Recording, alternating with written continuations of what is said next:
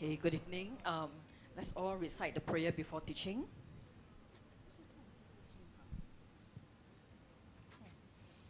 Okay.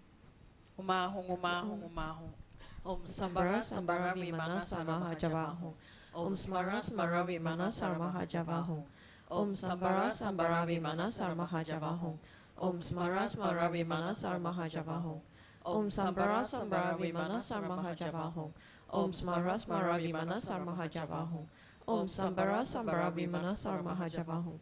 Om Smara Smara Vimana Sarmaha Javahong. Om Sambara Sambara Vimana Sarmaha Javahong. Om Smara Smara Vimana Sarmaha Javahong. Om Sambara Sambara Vimana Sarmaha Javahong. Om Smara Smara Vimana Sarmaha Javahong. Om Sambara Sambara Vimana Sarmaha Javahong.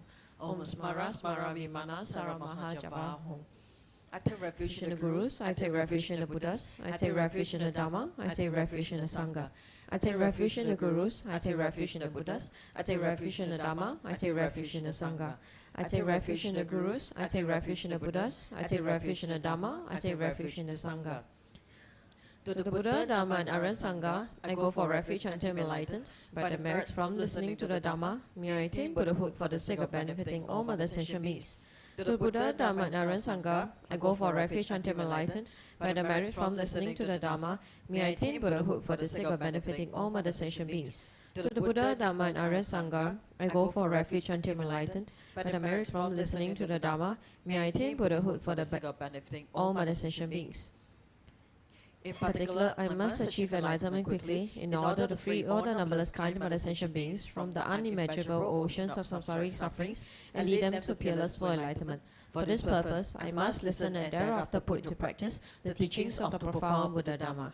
Teyata Shame Shamavati Shamita Shantru Ankure Mankure Marositi Karote Kyore Tezowati Olayani Vishuddha Nimali Manapalaye Kukure Kaka Grase Grasani Omuki Para Muki Amuki Shamitani Sawa Grana Badanani Nigabita Sawa Para Pravaidina Vimukta Mara Paksha Siddhabhika Buddha Mudra Anung Gatita Sawa Mari Puttarita Parishuddhi Vikasatu Sawa Mara Kamani.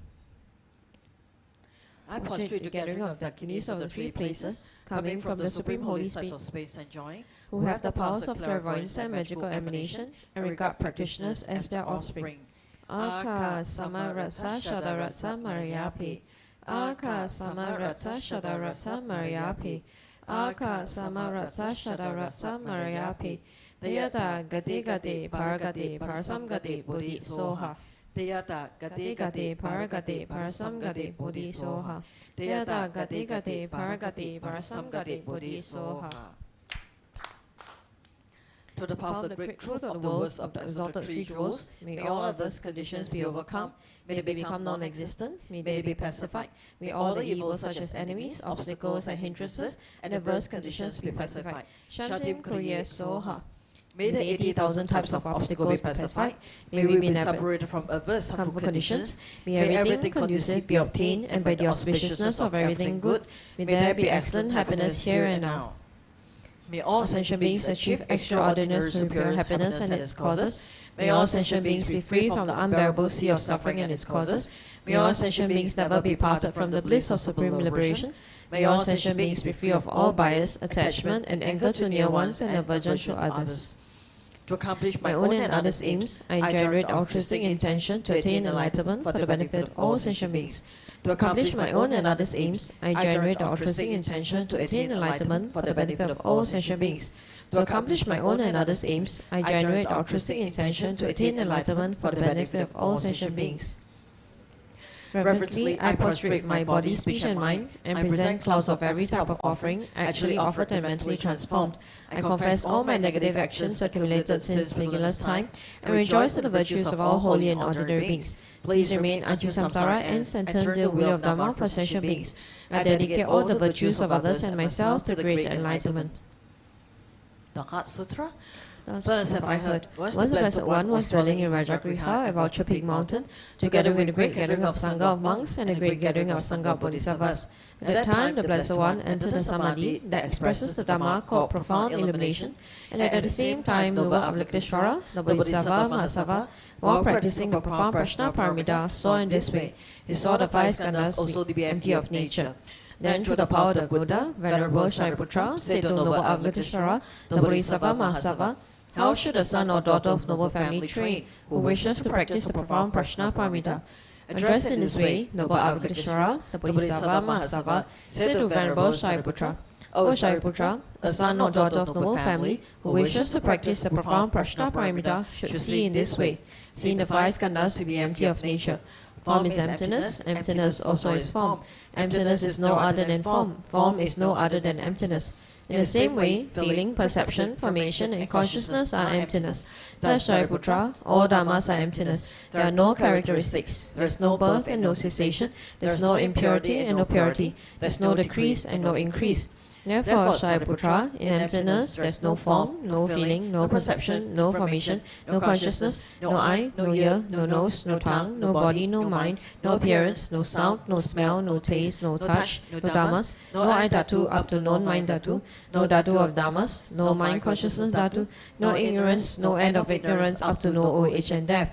No end of old age and death, no suffering, no origin of suffering, no cessation of suffering, no path, no wisdom, no attainment, and no non-attainment.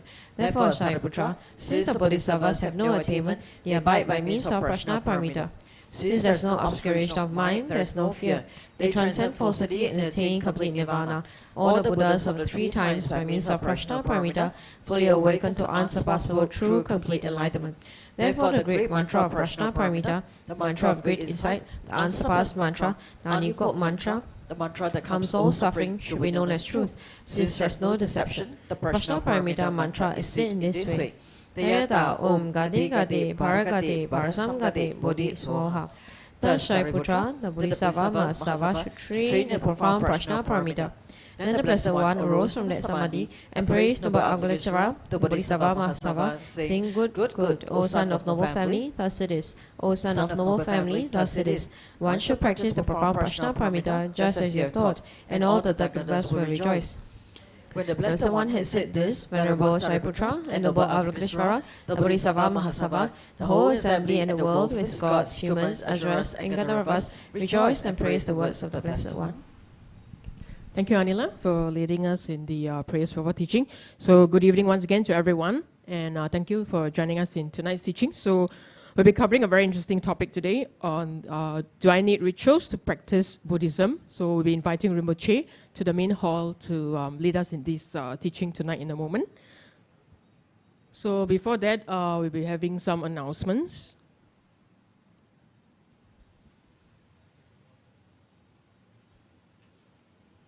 So the Qingming Festival is around the corner, and we'll be beginning tomorrow night.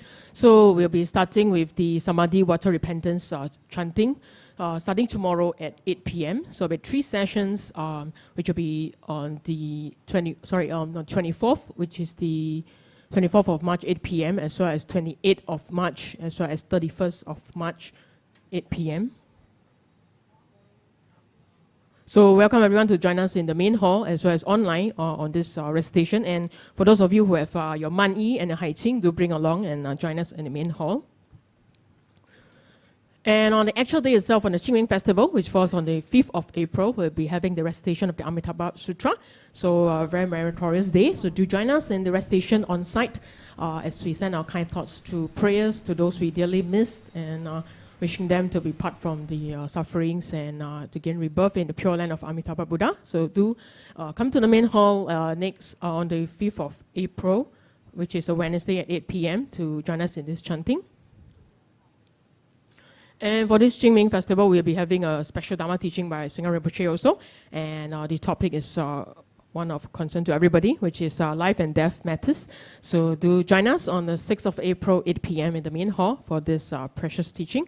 And you're most welcome to post any questions in relation to samsara, rebirth, Buddha's pure land, and prayers for the deceased, etc. During this teaching. So you may post it through the Rinpoche's Q&A link. And for the Qingming, we'll also be having the bountiful food offering for abundance merits. So join us in this very meritorious generosity-making effort in making bountiful food offerings through prayers with our Guru, Singha Rinpoche and Sanghas. These offerings will be visualized as wonderful delicacies that will be offered to the triple gems as well as all sentient beings. And upon the completion, we'll be also donating all the food offerings to the charity. So it makes it even more meritorious. So do sign up with us through the Take Ching Chilling website. So thank you, and now we'll be welcoming Rinpoche to the main hall in a moment. So welcome everyone to please stand up. Okay, let's all rise and recite the 7-line prayer to receive Rinpoche. Hong Ho Yen Yogi Lo Chan Sam Pema Kesa Long Bola Yasen Chogi Ngodrune Pema June She Sudra Kodu Kandro Mamboko Keki Jesu Labdrugi Chingi Labche She So Guru Pema Siddhi Hong Oyen Yogi Lo Chan Sang Pema Kesa Lombola Yaksen Chogi Ngodrune Pema June She Sudra Kodu Kandro Mamboko Keki Jesu Labdrugi Chingi Labche She So Guru Pema Siddhi Hong Oyen Yogi Lo Chan Sang Pema Kesa Lombola Yasen Chogi Ngodrune Pema June She Sudra Kodu Kando Mamboko Keki Jesu Labdrugi Chingi Labche She So Guru Pema Siddhi Hong Oyen Yogi Lo Chan Sang Pema Kesa Lombola Yasen Chogi Ngodrune Pema June She Sudra Kodu Kandro Mamboko Keki Jesu Labdrugi Chingi Labche She So Guru Pema Siddhi Hong. We offer 3 prostrations to Rinpoche now.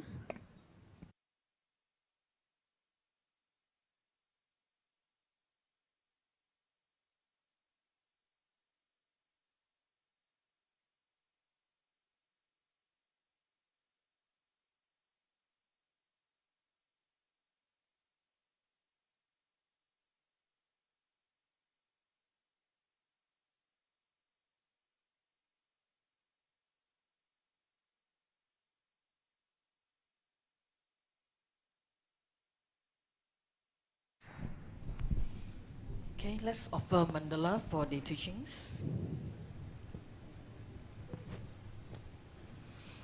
Huma Hung Huma Hung Huma Hung. Om Rajagrang Ahung. Here's the mighty and powerful base of gold. Om Rajalai Ahung. Outer ring is encircled with this iron fence. In the center, the kings of mountains, Mount Meru. In the east, the continents, Puvavideha. In the south, Jambuvipa. In the west, Aparagodaniya. In the north, Uttaraguru. Around the east, the subcontinents Deha and Videha. Around the south, Chamara and Upper Chamara. Around the west, Sata and Uttaramantrin. Around the north, the subcontinents Kurava and Kaurava. In the east is the treasure mountain. In the south is the wish-granting tree. In the west is the wish-granting cow. In the north is a harvest that needs no cultivation. Here's the precious wheel. Here's the precious jewel. Here's the precious queen. Here's the precious minister. Here's the precious elephant. Here's the precious and best of horses. Here's the precious general. Here's the great treasure vase. Here's the goddess of beauty. Here's the goddess of garlands. Here's the goddess of song. Here's the goddess of dance. Here's the goddess of flowers. Here's the goddess of incense. Here's the goddess of light. Here's the goddess of perfume. Here's the sun. Here's the moon. Here's the umbrella of all that is precious. Here's the banner of victory in all directions. In the center are all possessions precious to gods and men. This magnificent collection, lacking in nothing, we offer to you, my kind and holy root Lama, together with you, venerable lineage Lamas, and to you, Lama, compassionate Lama Lozan Tuan Doje Chang. Together with the assembly of gods, I offer this pure and beautiful collection to you. In your compassion, accept what I offer for the sake of all beings. Having accepted these to myself and to all beings, please grant your blessings through your great compassion. This ground anointed with fumes, strewn with flowers, adorned with Mount Meru, 4 continents, sun and moon, I offer in visualizations as full of Buddhas. May all sentient beings thus enjoy this pure land. The objects of my attachment, anger, and ignorance, my body, my wealth, and enjoyments, without any sense of loss, I offer this collection. Please accept it with pleasure and bless me with freedom from 3 poisons. Venerable Holy Gurus, in the space of your truth body, from billowing clouds of your wisdom and love, let fall the rain of the profound and excessive Dharma in whatever form is suitable for subduing sentient beings. Omidam Guru Ratna Mandala Kamniya Nayami. Precious Guru, please grant me all realizations of the path, from Guru devotion to the completion of the training to unified Vajra state. Please grant me blessings that my mind will become Dharma, that Dharma will become the path, that hindrances to the path may not occur, that I may cease all wrong conceptions and receive immediately the 2 precious bodhicittas. Okay, let's all greet Rinpoche. Good evening, Rinpoche.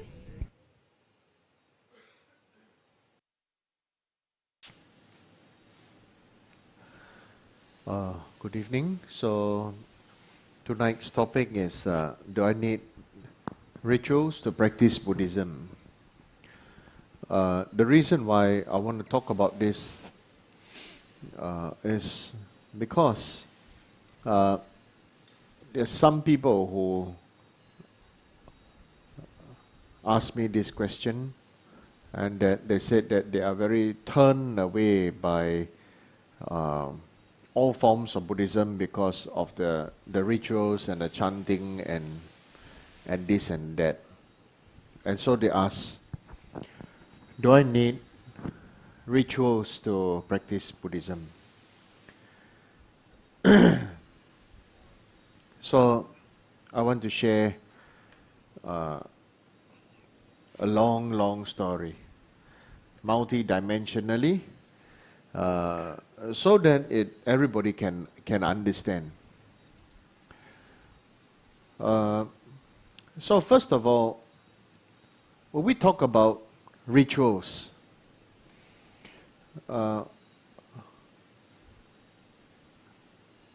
we all practice rituals. It's just that we don't see it, or we fail to see it. We all practice our own rituals. And because maybe the rituals are embedded in something that triggers us, and so therefore we are not willing to accept it, or we are triggered by it, and so we are upset by it, and so therefore we feel that Lord Buddha taught Buddhism without rituals. So why are we seemingly so engrossed in the practice of Buddhism with rituals? First of all,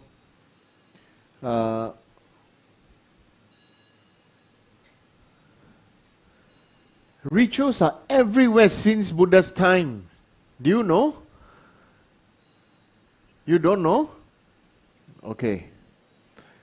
We say our own, let's say our own ritual right now.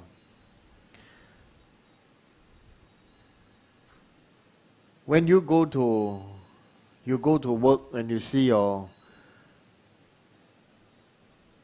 boss or see your manager, do you greet your boss or manager good morning or something like that? Do you greet them or at least say hi or whatever? Isn't that a ritual?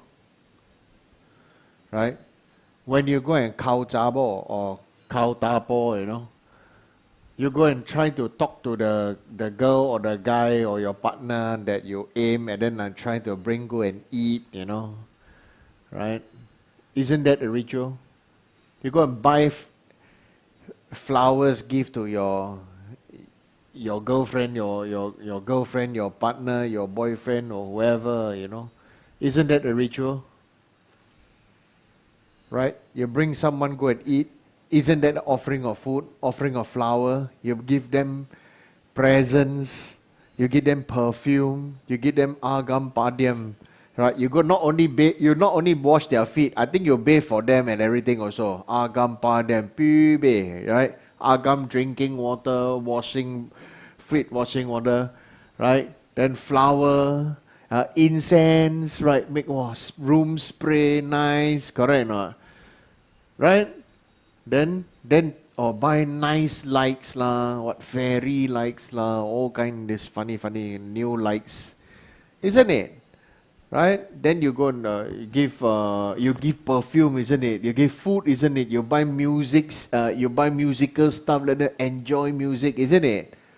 Come on now. Agam padyam pibe dube aloke kende new de shabda patija soha.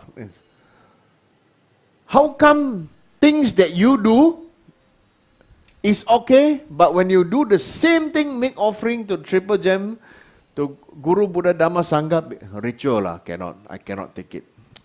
Cannot, tak kena.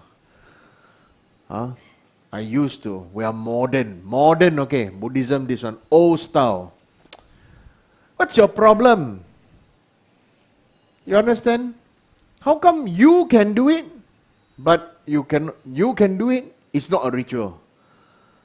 It's just that we are overcome with ignorance. With basically what is the greatest ignorance is the belief, our belief that we are real. Our identity is real. Our identity is real. Our beliefs are real. Our concepts are real. And our modern education is real. So therefore, the first thing is, before, and then you know, modern education makes us think that tells us that we have the right to choose, that gives us the peace of mind. Right? Yes, technically the words are worded correctly, but we are used to buffet. Right? We are used to buffet. What I like to hear, what I can digest, what I feel is nice, I can take. Try eating laksa without laksa sauce because you're allergic to coconut gravy. Right, isn't it? Chicken rice without chicken. There are people who like drink coffee without coffee beans. You can, instant coffee, you know. You can, yeah. They are allergic to coffee bean, but I can drink instant coffee. When I first heard it from my friend, I wanted to slap him because, you know, he's my very good friend. I thought he was trying to be funny. Later on, he told me, say, really, you see, I drink coffee in front of you, half hour later, he vomit. Any coffee, okay? But if you drink instant coffee, nothing happens. That made me believe instant coffee is not real coffee. Isn't it? Right? So made me very strong faith and trust. Instant coffee is not real coffee. It's brown water with flavorings and chemicals and whatever. Okay? So this, can I practice Buddhism without rituals? I guess you can practice up to so much. That is you can only intellectualize Buddhism. That means you are not practicing it. You're only intellectualizing Buddhism. What I like, what I do, everything, then only up to the thinking part. And we all know, we all have the issue between thinking and feeling, isn't it? Right? That's why and then you know, we are always born in a family. We all are born in families where somebody in the family will always, because of our ancestors, feel very victimized. Okay, and then the thing is that, you know, my body in the glue, right? My body in the glue, right? My body don't belong to me. 人在江湖身不由己. So the glue is a wrong translation, sorry. Right? 人在江湖, right? So how do translate Jianghu? English teachers come. Yeah. How you translate the Jianghu? You know, you've got to do it for me. What? Ginger paste? So much for your education. At least I said glue. So how are you going to translate the Jianghu? People in society, my body don't belong to me. So, you see, we are being empowered to be powerless since young. Right? We are being empowered to be powerless, and we are, since young, when we hear this, then we say, oh, that person's so poor thing, I got no choice, they got no choice, no freedom, so this, so that. It's true, in a way. Okay, that's why Buddha's teaching did talk about the 3 types of suffering. And over here, there's a question that says, so let me one shot answer everything, right? It says, in the text, The Perfect Human Rebirth by Lama Zopa Rinpoche, on page 17, I know you read good. Okay. It mentions the Buddha showed that there are 3 types of suffering. There are 3 types of suffering. Suffering of change, and pervasive compounding suffering, which is the most subtle suffering of all and is always present as long as we are in samsara. So please give a commentary on pervasive compounding suffering. Actually, I gave this many times. Okay? I gave this many times. Suffering of suffering, right? You are born, you have pain, you don't like that suffering. Right? Suffering of change, we feel we got everything right. Okay? So we don't want it to change. Right? You see, we are in the world of dualism. When things are good, we don't want it to change, right? But when things are bad, we want it to change. So change is good or not?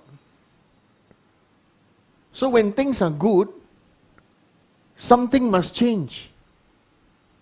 We must accept that something must change so that things can be good. That thing is called aging. That thing is called aging. Right? Of course, there are some people who age much less.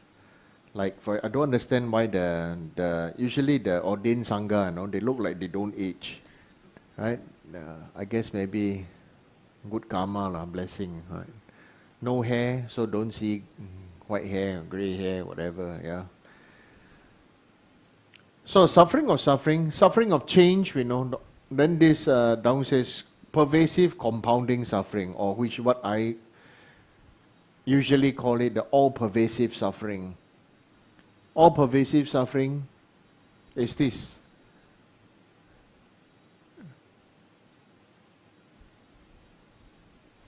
Even in enjoyment, you do not, we are suffering.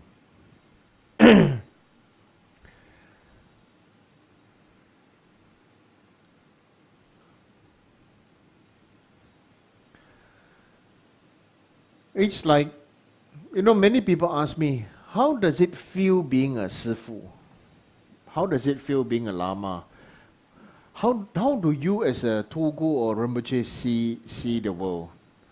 Many people ask me these kind of different questions. But I want to answer it as, it's very much like you.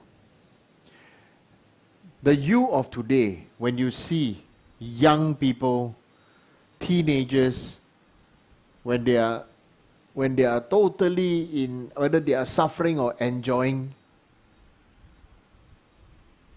most of the time you have this thing in your mind.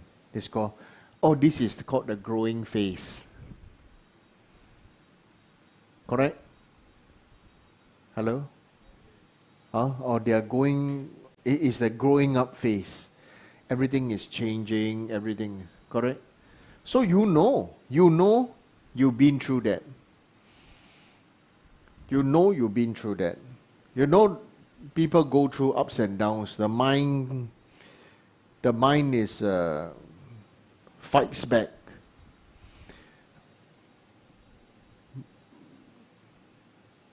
Our mind fights back because,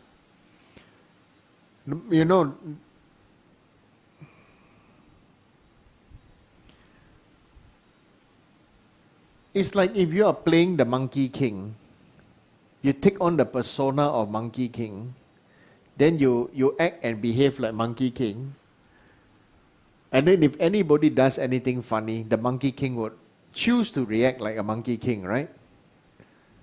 Right? Even just for the fun of it. Isn't it? So, the thing is this, all of us are a divine unawakened Buddha. Okay? And so, why do I say divine unawakened Buddha? Is because we are all, caught up with this current body only. There is no linkage to past life, no linkage to future life, and don't even say past life. There's no linkage to our childhood, and we don't even link to today to our old age. This kind of all-pervasive suffering, right, is truly, we are all covered in the darkness of ignorance.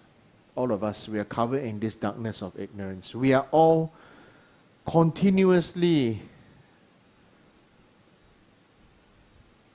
blinded or dependent upon the short-term happiness that we are seeking to find.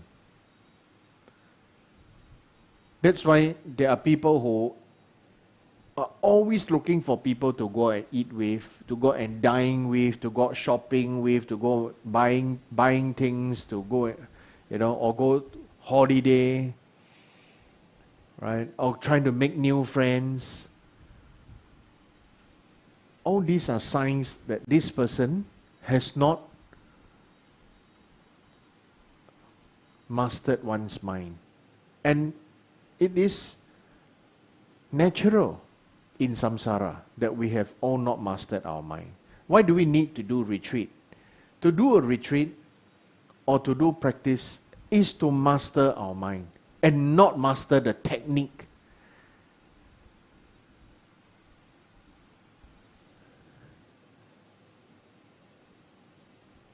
Recently, somebody asked me to say that, I want to go to somewhere to practice, to continue practice the meditation.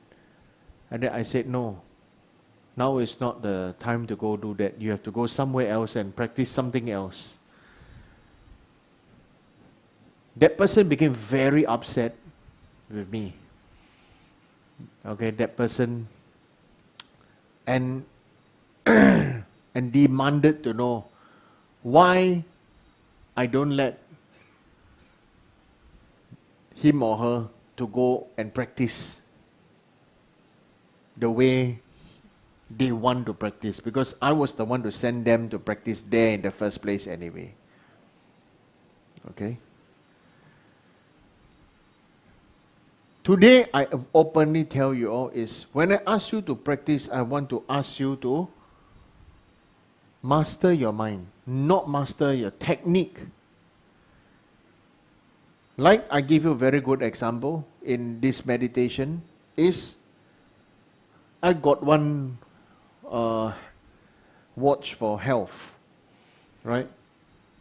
Do I use this to master my health, or do I look at it and try to press, but I don't know how, and then I'm mastering the technique to how to make to make this watch, listen to my order that, actually I walk 3,000 steps, but it reports 10,000 steps that make me feel good.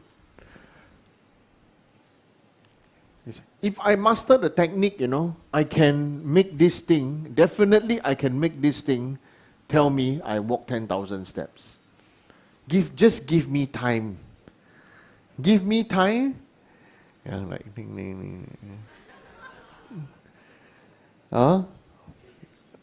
I will come up with something that I don't even need to do this. I guarantee you. Okay? Yeah. So the thing is that in life, what is samsara, what is all pervasive suffering? It is really about we are all mastering the technique to make us feel safe and good for just this short while. Like a good example would be the place that we stay. If we seemingly possess that place, will you possess that place forever? Will that house last forever? Will we last forever? After after a few months, maybe 1 year, the house will start to show sign of something rusting here, something, this and that. Sure, things will happen, but we cannot take it. Why? Because it's not the way I feel or envision it to be. We are all trying to master the technique to make things perfect for me. Make things perfect in an imperfect world. That is the samsara of a greater samsara that we are in. The greater samsara is our perception and of identity and concepts and our beliefs that turn out to be what we call our ego. Isn't it? Right? And it will affect you, it affects you, it affects me. Right? We should all try to live every day thinking this, how do we want this to end? I mean, many people ask me, so what do you think about every day? I'm thinking about how I want this to end.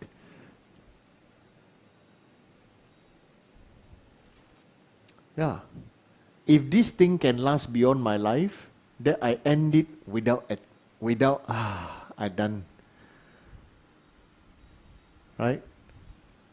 So we should really put the focus on how do I, at the best of my ability, feel that this can end beneficially. Benefiting others and benefiting self.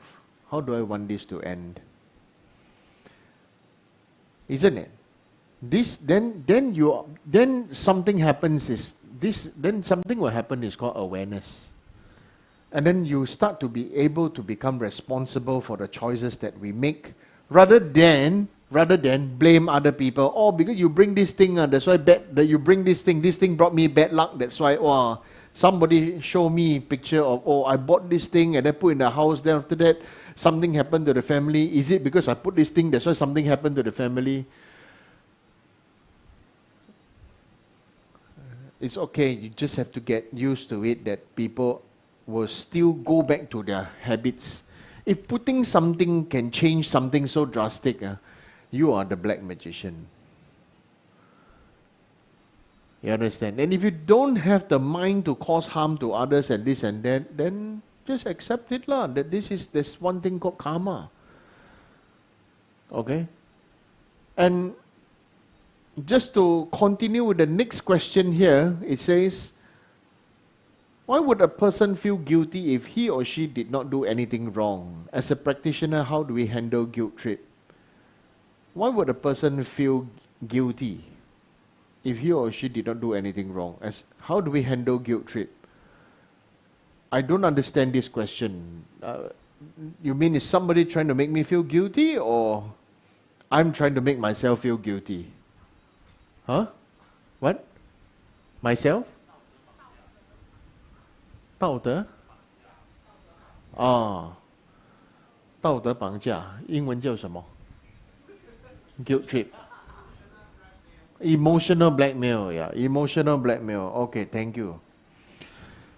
So, if you didn't do anything wrong, how do you handle? So, first of all is this, don't handle it.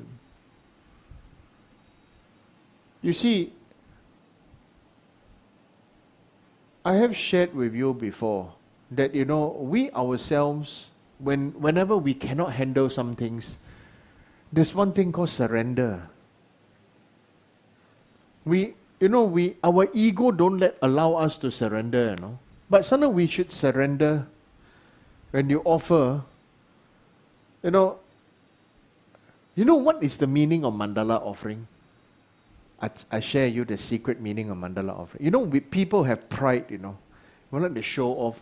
And the saddest thing about us is that we like to buy a lot of branded bags, branded clothing, branded. Who the hell cares about what brand you wear? Okay? You know who cares? Those who don't have will care. Those who have don't care. Those who have on the way to having and want to care, don't want to care, they want the bag. They want the LV bags, they want the Gucci, the Coach, they want the this, they want the that, and they want everything to tell everybody, I made it. If you cannot make it, you buy the Chao A Ho. You buy the good, just like, that day, Adam got a new wallet. I saw that wallet, I said, you can buy this wallet for $10. How much do you buy this for?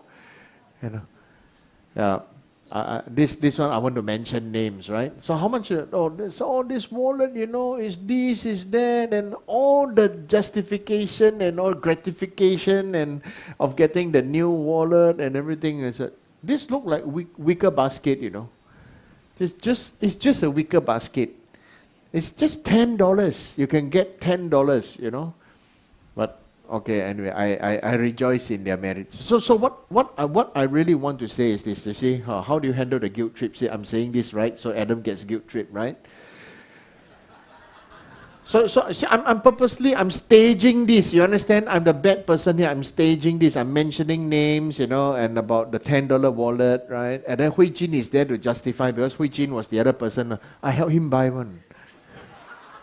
So Hui Jin is the other guilty party that goes around telling everybody, oh, this one very cheap, this one good deal, this and that. And then Hui Jin has got her fan club, right?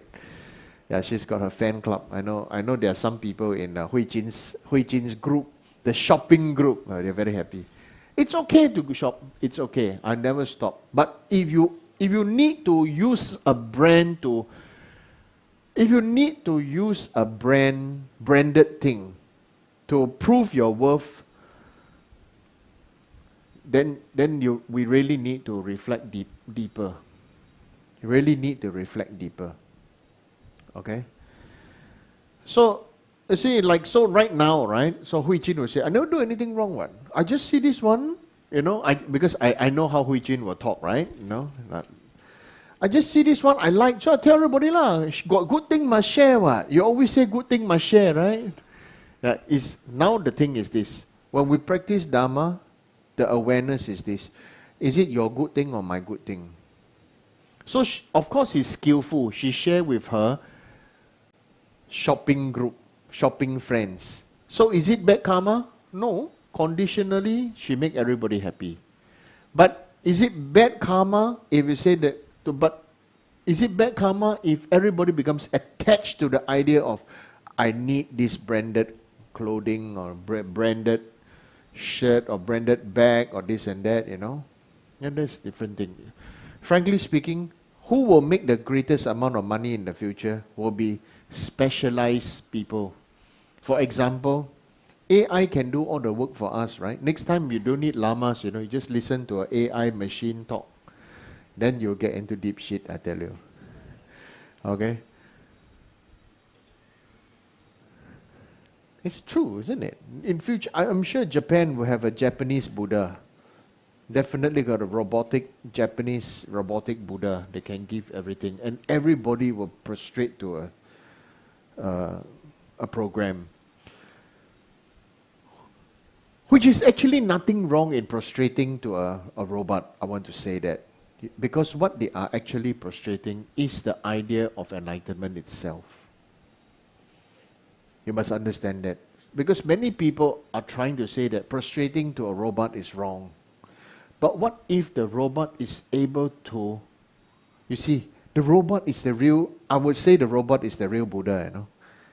It has no eyes, no ears, no nose, no mouth, no body, no mind, no self, no identity, no ego, but able to teach in a way that it was programmed in its beneficial way, you know, to be a benefit for others. And if people prostrate to that robot, is it stupid? No, it's not stupid. Because that robot inspired the human into a deeper journey of awakening. So we are prostrating. So right now, like we see a Fa Si, right? See a Rinpoche, see a Lama, see a monk or nun. Oh, prostrate, bye, you know. If the Sangha member is affected, he or she will think that, no, I'm great, man. I'm a monk or nun. You better pray to me, you know. I have superpower, you know. You must make offering to me. If it's gone bananas, right? What people are, we should all understand. You are prostrating to the symbolism of enlightenment by the ropes and by the life and by that awakening. Okay, so as a practitioner, how do we handle emotional blackmail and this and that? Don't handle. So I was talking about the Mandala offering. We like to show off, right? So instead of showing off, why don't we have the need to show and we offer whatever we have and offer and accumulate merit with whatever we have by offering an outer mandala? What is the inner mandala? The inner mandala also all your fears, all the things that you cannot handle and everything, isn't it? Right?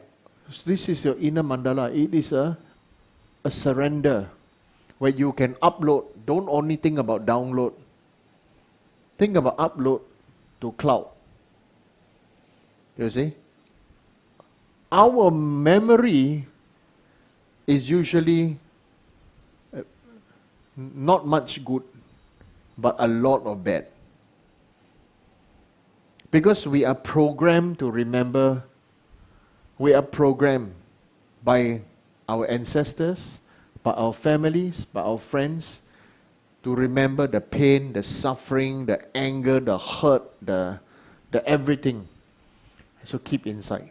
Just like, you know, what the photos we take in our mobile phone. After that, when it's full, you don't even look, you know. Do you look at your past photos and delete? But why you take so much for what? You see, the thing is that what we do in our daily life, we keep on taking photos, you know. We keep on taking photos, you know. And these things have an imprint. And then when it's full, we upload to cloud space. We rather pay for it than to delete it. Do you understand what I'm saying?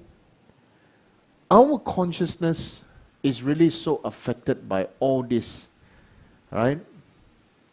Our consciousness is so affected by all these memories since beginningless time. And this life right now, our mobile phone is the living manifestation of our own karma.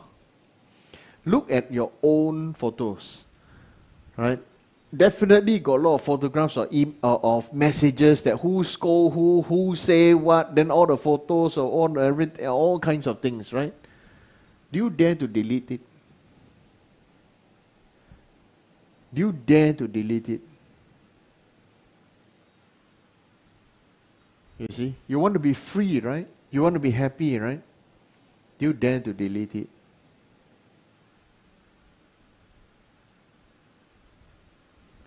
Okay? So how do we handle guilt trip? Don't handle it. It is that person trying to make you feel guilty. Surrender. Upload your difficulties. Upload to the cloud space. Upload to the Buddhas. Upload to your Guru, Buddha, Dhamma, Sangha. Right? That's why, you see, when people got problem, they come and find Sifu, right? What are they doing? They're uploading to the Sifu.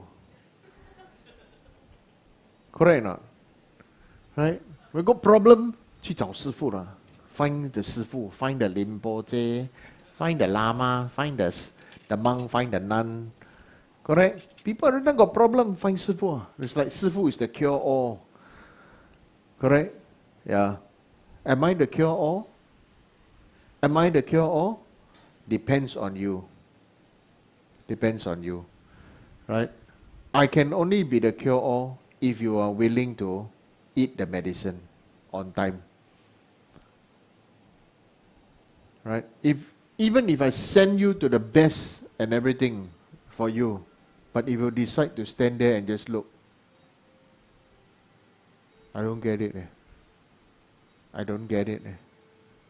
I don't know. I cannot. Why?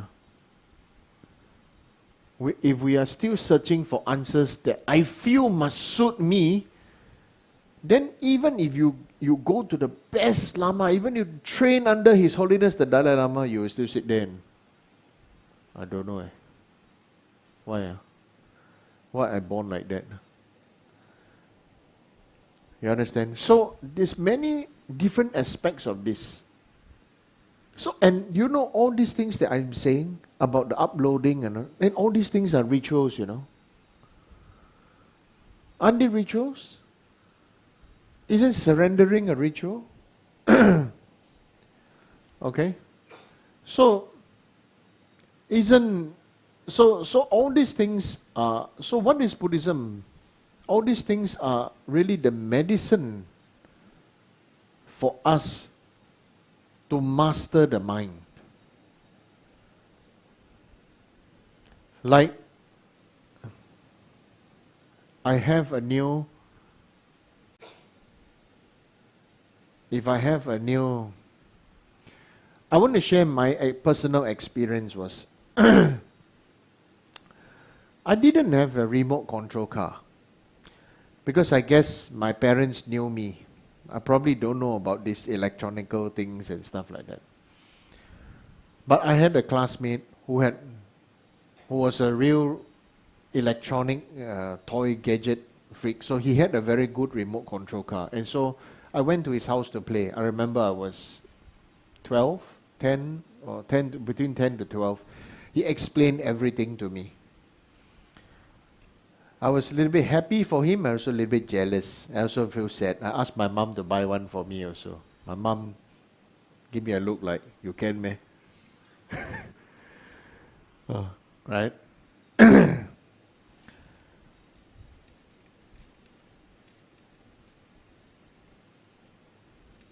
Then it made me think about whether this remote control car. So in the 80s, if you have a remote control car, it's a big thing, you know. In the 80s, right? Remote control car in the 80s, wow, it's a big thing. I'm shooting myself in the foot, you know, in the 80s remote control car. Everybody knows my age. So if you got remote control car in the 80s, and he was, you know, really very good at it and everything. So in my mind, I was looking at him. His name was Terence Lee. I still remember very clearly. Yeah, he lived in Bukit Batok. Yeah, his phone number I still remember in my head. Yeah, my very good friend. Why? Because he taught me what I didn't understand in school. He was my scouting friend. So I was a Boy Scout. Right? He was from the top class. I'm from the top from the last. Right? And so he taught me. He was very understanding. I think I'm not very intelligent type. He's the very intelligent type. So he taught me everything. And it was very nice. He teach and everything. So anyway, the nice part was last year, I called his house. Right?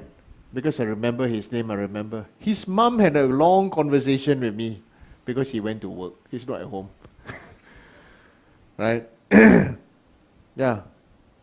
His name, Terence Lee Zhonghua. Lee Zhonghua. Yeah. My very, very good friend. Right? And so then at the time I was saying, is he the toy? You know, in my mind is, when he has the toy, he totally become another person. He's still a very nice person, but you can see he's so engrossed, he's so understands the technicalities of the remote control car. Honestly, he understands the electricity, the this and that. Then he was doing something to the wires, and then he was even showing me, if you put the wire here, this is what will happen. You put the wire there, that's what happened. And me, right, I think my brain probably got burned because when I was in a kampong, right, yeah, trying to put the plug into the socket, the electricity came out, and I got electrocuted on my middle finger on my right hand, right. So the electricity came here, until now there's a mark, right. There's blue lightning bolt, no, came inside here. Oh, just nice today, Lee Kuan Yew anniversary, as I pray, you know. The lightning come out from the socket in the kampong house. I got electrocuted. After that, I got fuzzy feeling over my body. I think I got electrocuted few times in my life. Right? The most terrible one was being struck by lightning in Malacca, holding an umbrella. At that moment, I thought I would die. So electricity and me not good friend. So I'm scared, tell you first. Right? So if you ask me to do wiring work, this and that, please don't ask me to do that. I'll stand there and cry, let you see. Yeah, so I felt he mastered the technique. But during that time when he was lost in that moments of play with these gadget things, which I see right now, all of us are lost in the play of mobile phones, smartphones, right? Only a few years ago when I was in America, I realized we Asians have smartphones. The people in Syracuse over there, they told me they have dumb phones. Right? Their phones are dumb. Yes, the phone is just to make phone call. You cannot read messages from it. You cannot go onto the internet. You cannot read anything, just to make phone call. So they called it a dumb phone. That left an imprint in my mind. Smart, the duality, the opposite is dumb. Yeah. So what I want to say is this: meditation is not to master the technique of meditation, but to master the mind of this body. If you're born a cat, then you have to become a disciplined cat or disciplined dog. Master the mind of the dog. Or you become a dog whisperer. You master the mind of the dog. You can talk to the dog. You can talk to the cat. You can talk to the animals. Right? Isn't it? So this is the part that I wanted to share about, mastering the mind, about meditation, about this and that, Like I said, somebody was very upset that and demanded why I changed. Instead of letting this person to go to Thailand, I asked this person to cancel and go to Nepal and do another retreat instead. Why? Because that person would master the technique and not the mind. Okay, very clearly. All of us master the technique and none of us master our mind. Like we know how to understand our mobile phone, but yet we lost the discipline to discipline when we can put down the phone. Right? We fall asleep because the mobile phone dropped from our hand, hit our head, and we faint. And then when we finally get up from the Right, Ne? I saw that bump for your head, yeah. Yeah. Mobile phone hit the head because it was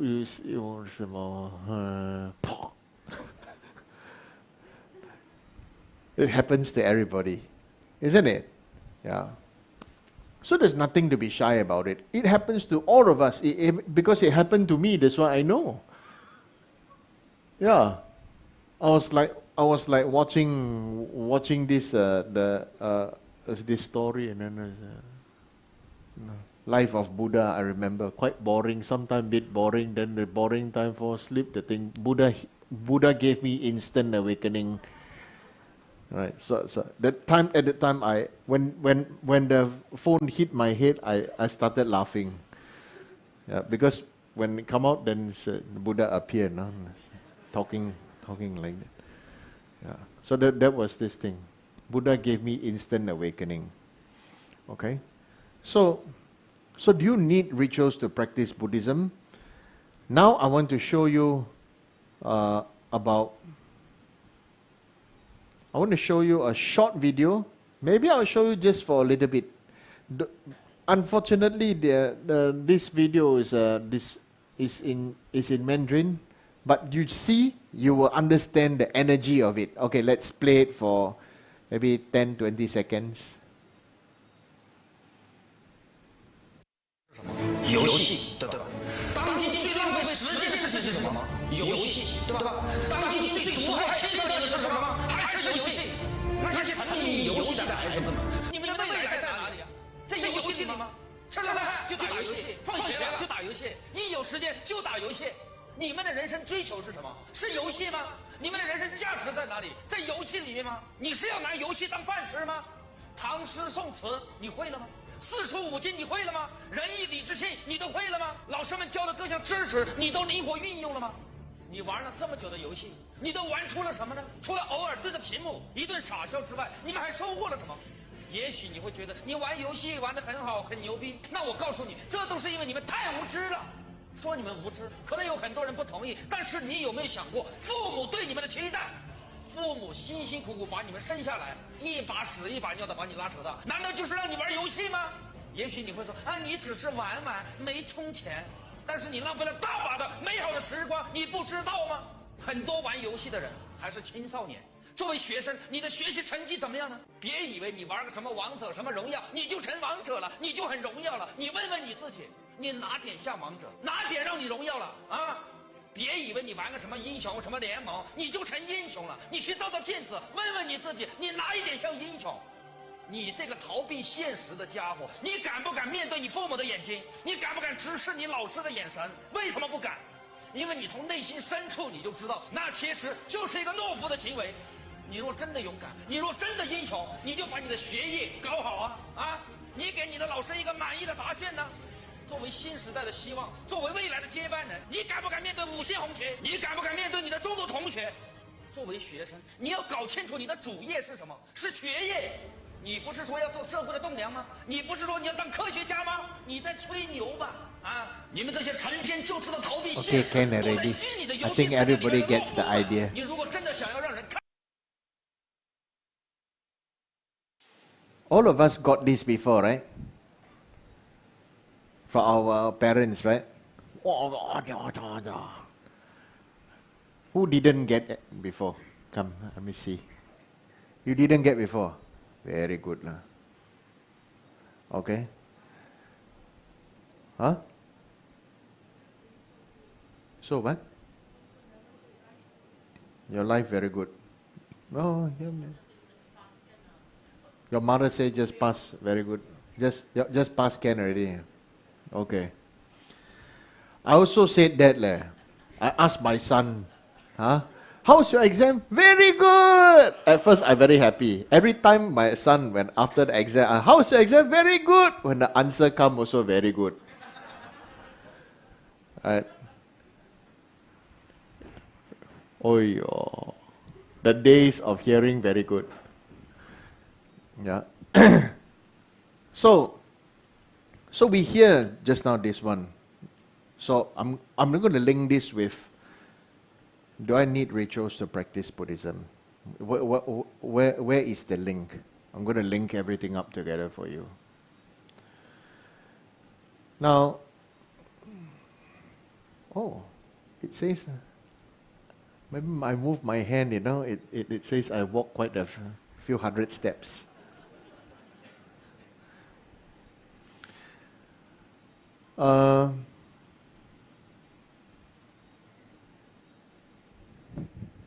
First of all,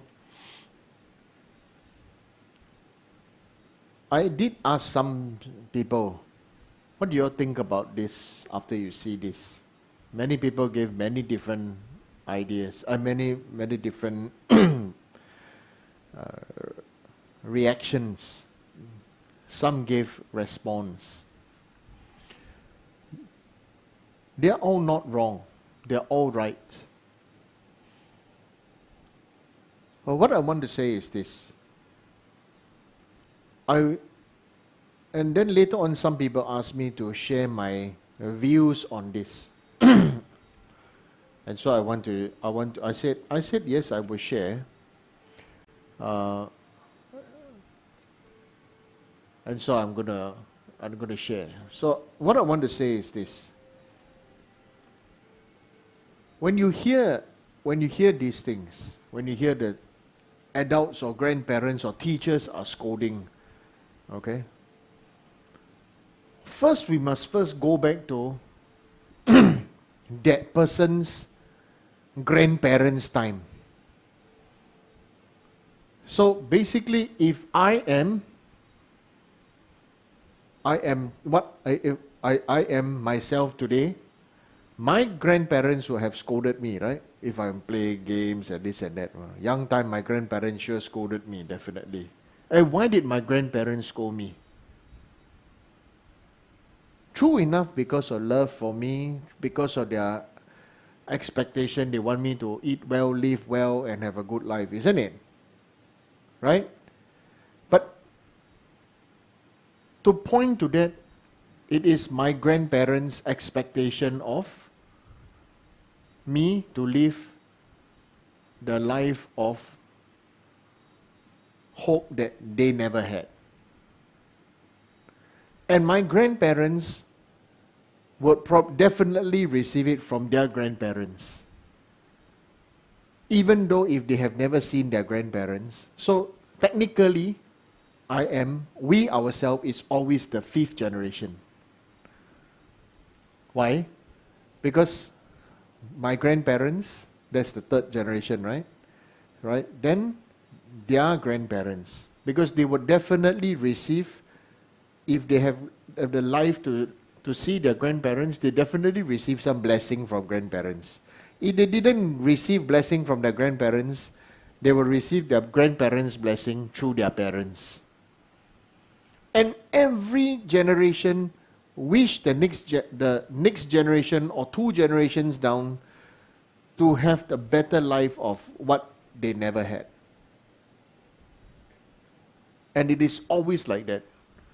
And it's always we are the 5th generation. The recipient is always the 5th generation. Actually even more lah. But we don't want to link up so far back, just say 4 generations before. Right? My grandparents and the grandparents of my grandparents. Okay? And you will see one thing in common. How you live your life and how or the condition of your family or the condition of your life or how your life will turn out, you will see a similarity that daughters will take after the karma of like their mother, sons will take after the karma like their father. The life will turn out rather similar. Observe that. Okay? What I say true or not? Okay? Well, if you don't know, then maybe you should go and watch one old movie called Joy Luck Club that I watched last night for the first time in my life. When I saw it, it's like, wow, this is scary, man. This is all the ancient kind of thinking imposed upon the next generation, and then, you know. And what is our what is our difficulty? Our difficulty is to live up to their expectation. Listen, somebody asked me, what's the difference between expectation and hope? They hope the best for us, but we have the pressure to live up to their expectation. Then their expectation is really difficult, you know. So you have the best hope for your children, but our children suffer because of our expectation that they must live the best life that we hope for them. And what we want our children to have is always what we don't have. We all want, you know, we always say, I want you to have a better life than me.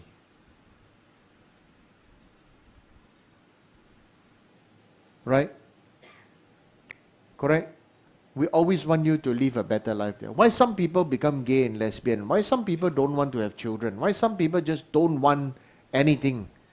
Because they cannot handle the pressure. They cannot handle the this and that. So others, some consciously don't want, or energetically they cannot take it. They cannot give birth. They cannot give birth, or they cannot conceive. Okay? So it definitely is like that. It always happens like that. You are always the fifth generation.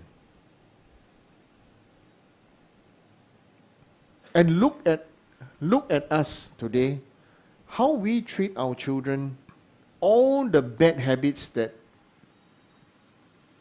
we have. Were we born with it? Or did we see our grandparents and our parents and our relatives behave like that? Did they, you know, I don't know about you, but I've seen, and then you see, and then nowadays, it's worse. You know why? We learn all how to curse, how to scold, all the bad things, to speak sarcastically and everything. All the good thing we don't really learn. The bad thing we learn very fast from all the movies that we watch. Isn't it? Cross-culturally. Right? Chinese bugger can watch Western movie and learn all the Western crazy stuff. Right? Me, I love to watch Indian movie. I'm very interested in what they eat. Then after that, I remember what they eat. Then after I go to Serangoon Road, I try to find that stuff. Right? Because if I don't see what they eat, I don't know the name, right? Then I don't take notes, right? I don't know. Because I don't know. Because I need to see, I need to hear. That is called learning by example. But if you ask you to go to a school, this is what dish. This is what you won't eat. So if you want to lose weight, you must learn about food. Then you won't eat. Right? It's true. If you learn anything officially, you won't like it. The best way to learn something is to learn it, master the technique of it, is always to trick the mind to think that, oh, this is the other way around. And because we always learn naughty thing, cheeky thing the fastest, if really sit down, learn Dharma, learn meditation, is the time to sleep. I've seen great meditators. They're snoring in the prayer hall, and I ask them, wow, hey, don't sleep. Wow, my consciousness come out, you know. Wow. I went to see which Lama, I went to see which Sifu, you know. Wow, I went here, I went there. Yeah. Okay. So mastering our current mind by and then allowing it to dissolve. And then when you receive initiations, then you can arise with the body of the deity. Speech is mantra, mind is wisdom. Then it becomes a different thing. Body is deity, speech is mantra, mind is wisdom. So, when right now, Qingming time or Ulambana time, there's a time to there's a time to pray for the dead. There's some student who tell me, say that, why should I do all these prayers for them? That person hurt me so much and this and that. Or the other one, some others say to me that, I see those people who are Christians or those people who don't do anything for the ancestors or anything, they seem to be living their life better than me. I'm doing everything for them and then my life is difficult, so might as well I don't do. I don't do any of these rituals and I don't need to do any praying or ritual for them and stuff like that. Okay? Maybe he's not wrong because he didn't do it happily. He was pressed by culture and tradition. Do it to keep the tradition alive. That means you are, your surname Bue, name called Kamwan, Bue Kamwan. Right? You Bue Kamwan, you're not happy to do it, because your mother asks you to do, your father asks you to do, your grandmother asks you to do, grandfather asks you to do, then everybody asks you to do something, so you're not happy, but you have to do it, right? To upkeep the thing, because you to have a tradition, to have this and that, or show that you're a filial person, you're a good person, this and that, but the person not happy. That's the thing. So right now I want to say, if you're not happy praying to your ancestors at home and everything, then don't do it now. But if you want to stop the generation curse on you, and to your onto your offspring and to your children and to your grandchildren, be happy to do prayers and dedicate to your ancestors and talk to them, talk to your ancestors in your mind and tell them, say, I know you had the best intentions for me. You couldn't give me any better because you also don't have. And so, thank you for your love. I love you too and I forgive you.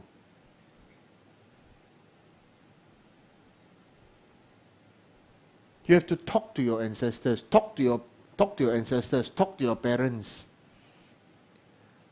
Okay, if you cannot talk to your parents, then talk to their photo.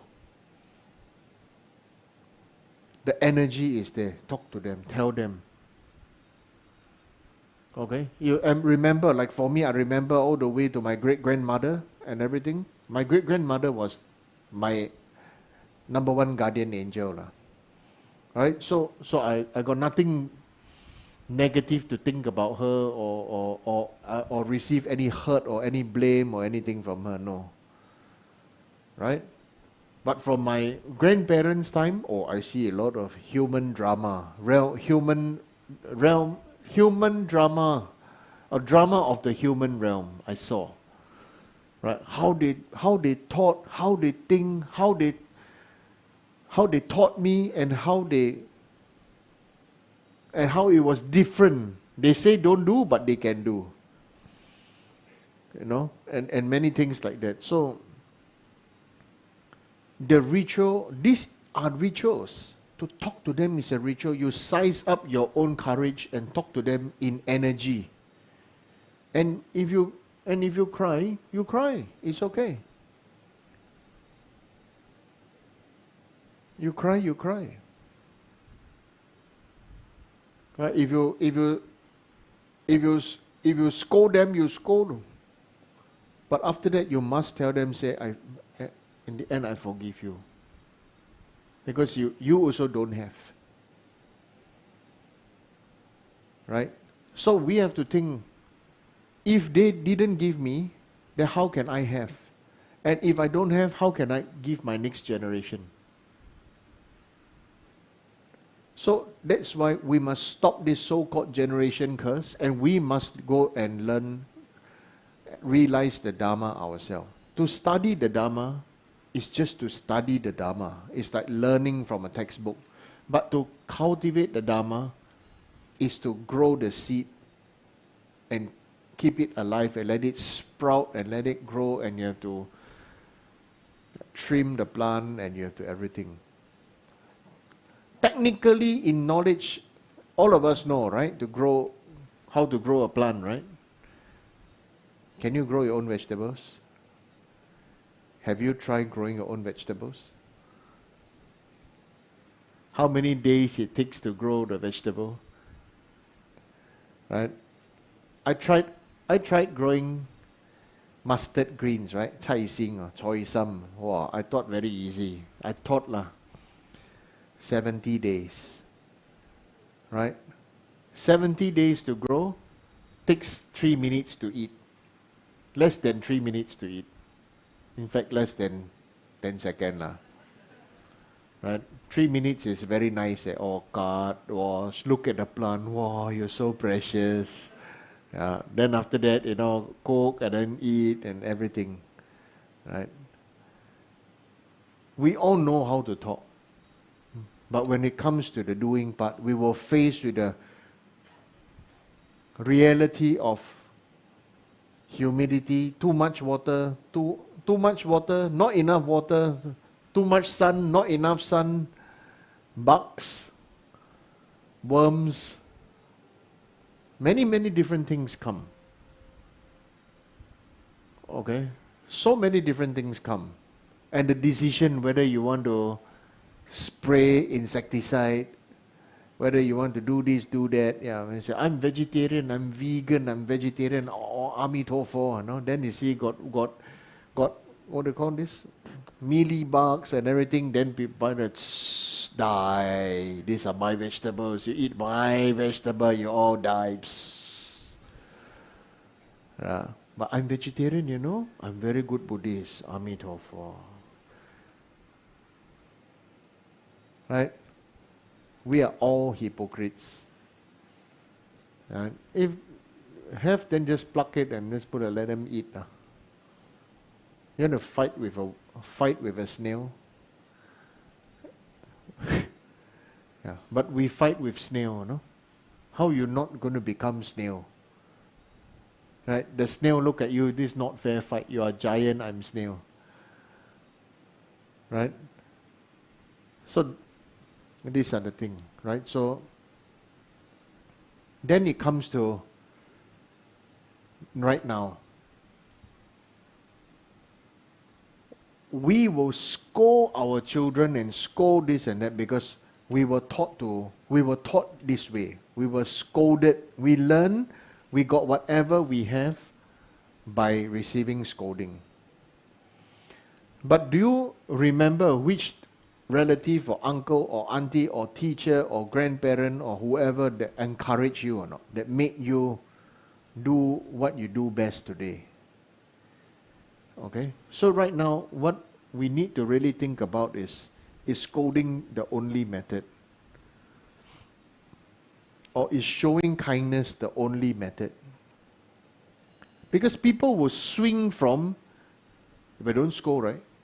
Okay, lor. Rinpoche say like that, then don't scold, lor. Don't scold, silent treatment, passive, aggressive. I never scold you, what? You're not happy, meh? I never scold you already. You can do whatever you want. Do lah. Right? This is what happens. Because we say cannot scold, then we go to the other extreme. Right? So many people like to ask me, Rinpoche, I feel I need to whack the living shit out of my child. If not, I'm going crazy. You don't stop me, So you know what I say? It's your choice, I respect that. Then scared already. So like that I can whack or cannot whack. It's your choice, I respect that. Sifu, you cannot like that. You must tell me, can or cannot. You must understand, this is my life. I'm faced with people who don't want to be responsible for themselves and the action. They want somebody, till now, even when they are parent or grandparent, they want somebody, they're seeking, what are they seeking from me? Huh? What are they seeking from me? What's everybody seeking? Acknowledgement and approval. You understand? But if you are responsible, do you need acknowledgement and approval. If you dare to make a decision, say, yeah, I turn it because I like it. Who can say? But because you dare to admit, I like it. You understand? This is the part that is, I feel, is important.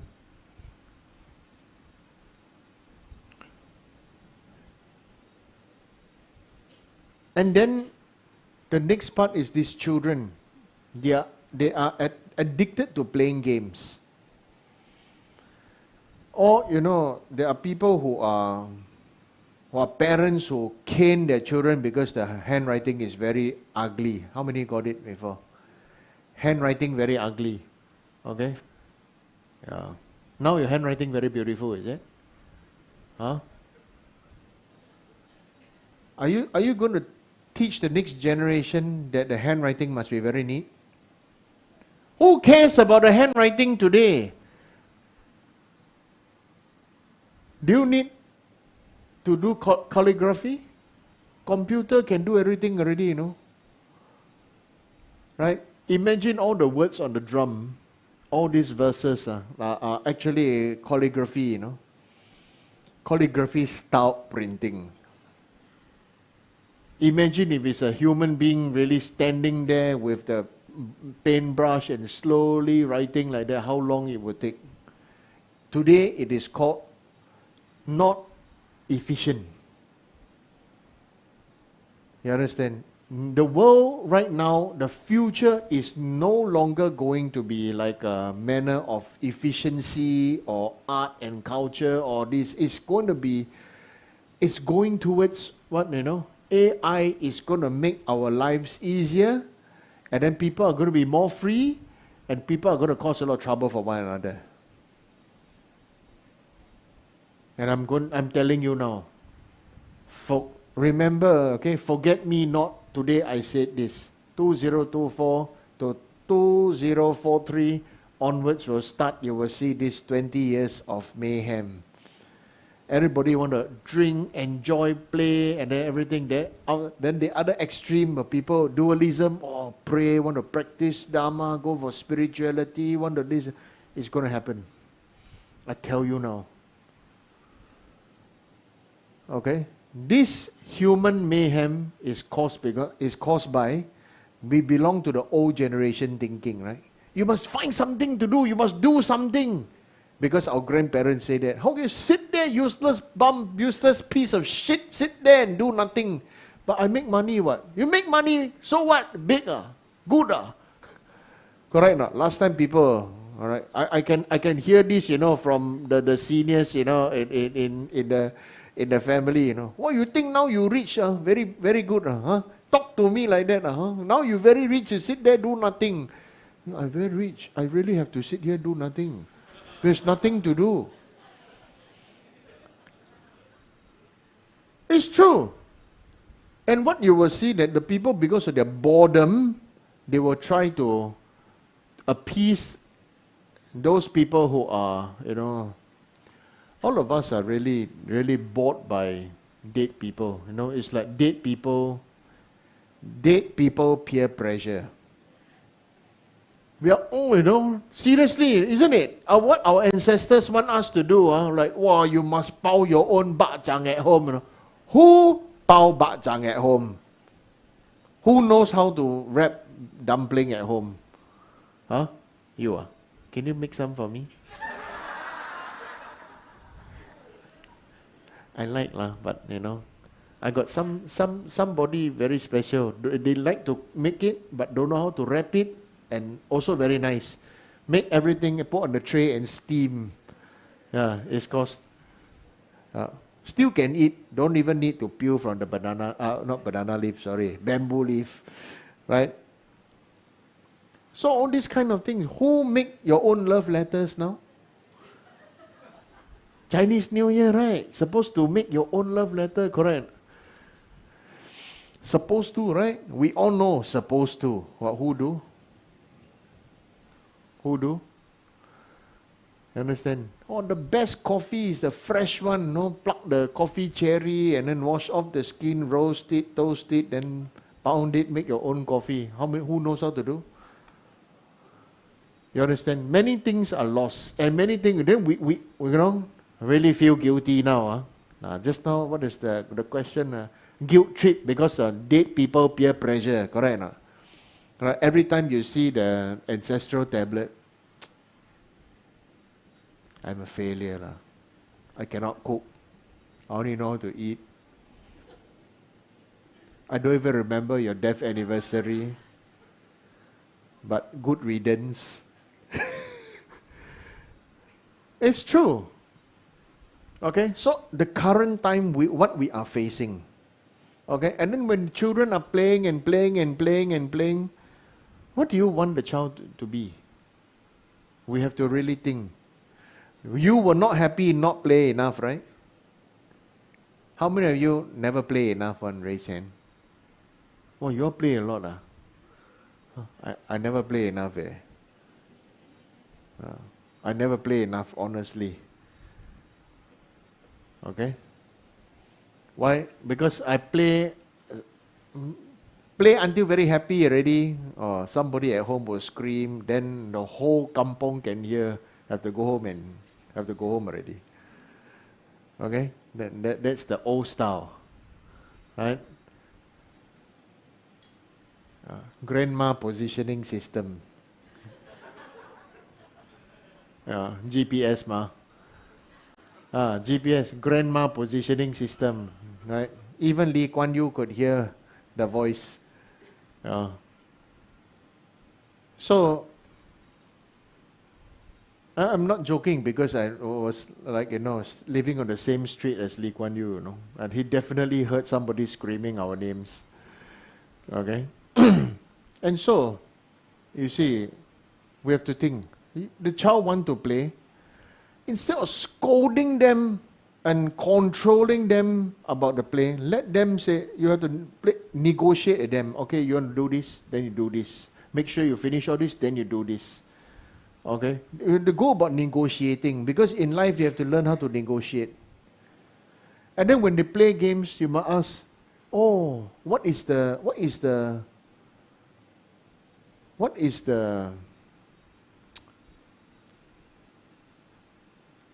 when you play game, what is the goal, isn't it?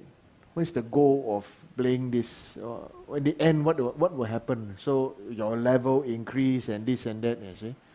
And then teach the child, inspire the child to make your own games. Go for coding class, go for whatever, because that is the future. Whatever we learn, the way we grew up, came from our great-great-great-great-grandparents' time. You hear what the school principal is scolding, right? You know about the 4 book and 5 sutra? 四书五经. You know? Huh? You know? 你有中国来的，您这个懂吧？这个四书五经您应该懂吧？对啊。Right? But does it make your life meaningful today? If just by studying to pass exam, does it make it really good? I'm not saying the classics are wrong, but rather understand the classics to make it alive. The intention of the stories, the intention of the teacher. Right? Like many people don't like that I call the Buddha, 他老人家. They say, you cannot say the Buddha, he's a senior old gentleman. Right? To me, I often think, Buddha is senior old gentleman, he passed away 80 years old at that time, 3,000 years ago in India. Would he want us to memorize the Diamond Cutter Sutra or to understand the intent of teaching the Diamond Cutter Sutra? The motive of teaching, the purpose of teaching. He wants us to understand the meaning so that we will not be crazy about the technique, but master our mind by seeing and living it living it in our daily life. So, when we talk about this, when these children get scolded,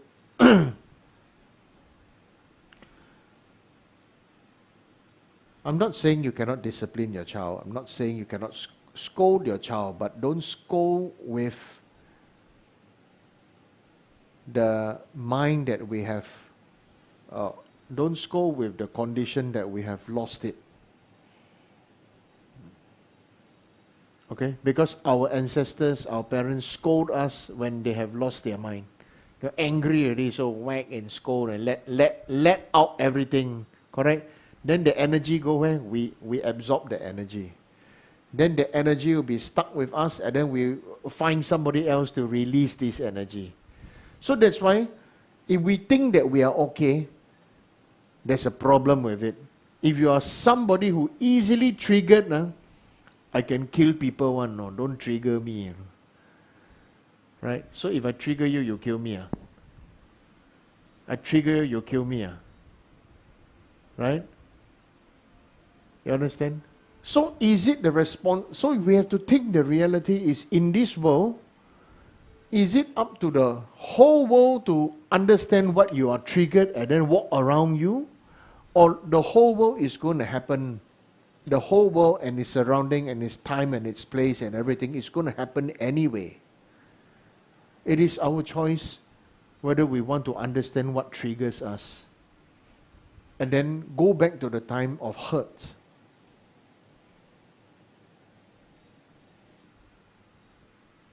Right? What we have so much of our nonsense is because people, our parents or our loved ones didn't hear us, didn't believe us, accuse us or whatever, right? Or say that we are supposed to do this but never do this, and then after that we become very righteous, right? We must do this, we must do that. So the reality is there's no fixated direction of how things are going to be in the future. But what should be fixated in our heart is that we should not react with emotion, but respond with a collected mind. So you can discipline with a mind that is collected, and you respond. Okay, this thing tell you don't like this. Don't do it first time. Don't like this. If the third time you do this, then you're going to get discipline. Don't use the word punishment. Who likes to be punished? Because we must also accept all of us make mistakes. And all of us have something called karmic tendencies or karmic triggers. Somebody asked me, what is a karmic tendency? I don't understand what is karmic tendency. You want me to tell you what is karmic tendency? You want to know what is karmic tendency? Right? If you are gay, you are gay. If you like the same sex, that's your karmic tendency. If you're straight, you're straight. If you're bi, you are bi. That is your karmic tendency. If you believe you're born in the wrong body, if you're born in a male body but you feel you're female, there's a karmic tendency. Is there something wrong with it? This only thing wrong is we are still refusing to free ourselves from this prison of samsara.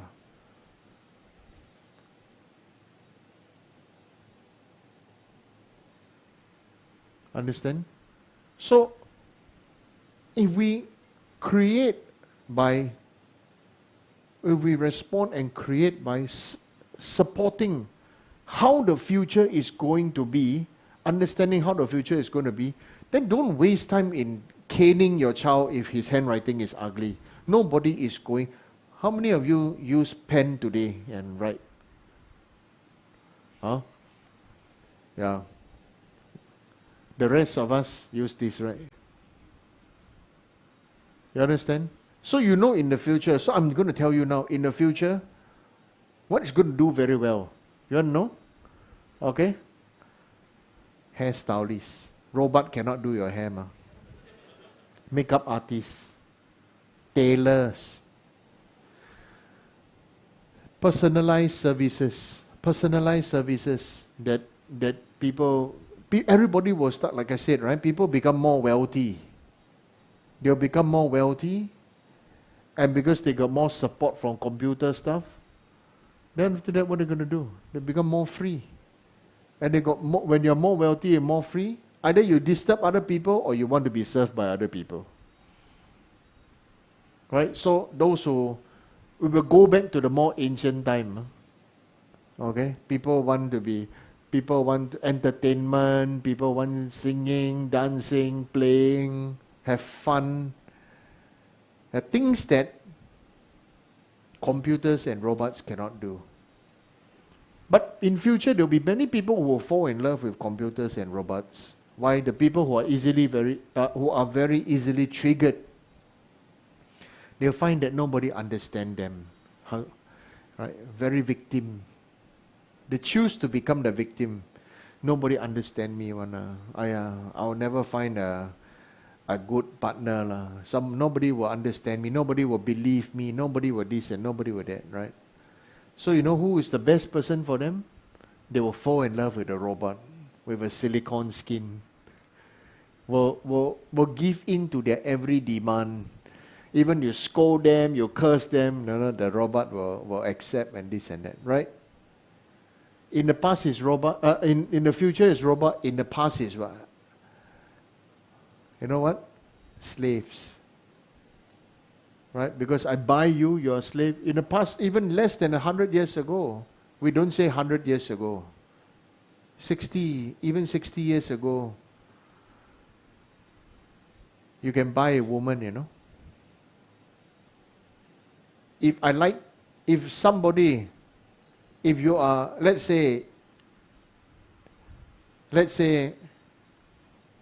I like your wife, and if you agree to sell your wife, and I can buy your wife at a price that you agree, I can buy your wife. Or you can buy my daughter, if I, like this. Women are like slave, can just buy and sell. No, uneducated, disempowered. Even the woman who received the same treatment of hurt and pain, don't break the generation curse, you know. Many people always say, the woman, why they also like that, you know. Everybody like the classical. Recently somebody told me this. 还珠格格的容嬷嬷. I think it's 是你们的. One 容嬷嬷, right? Yeah. So watch some Chinese serial, no? Yeah. The old lady, she herself must have received a lot of harsh treatment and everything. So when she become of age and of status, all the hurt that she received, she also victimized the future generation. So many people would think that, you are a woman, you know, why you want to do to the woman? But for those people who receive the harm, they don't think like that. They don't think about breaking the generation curse. They think about, now is my time to take revenge. So whether man or woman is the same.